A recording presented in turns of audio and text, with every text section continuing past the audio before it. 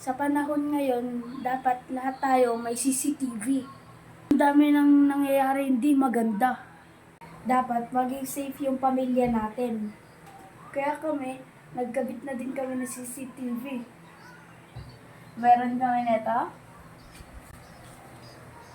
Doon.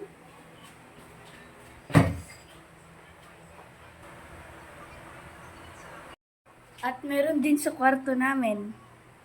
Ayun na. Pasok. Ito.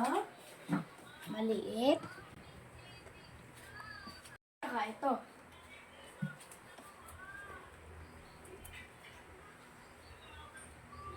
Kaya guys, magpakabit na rin kayo ng CCTV.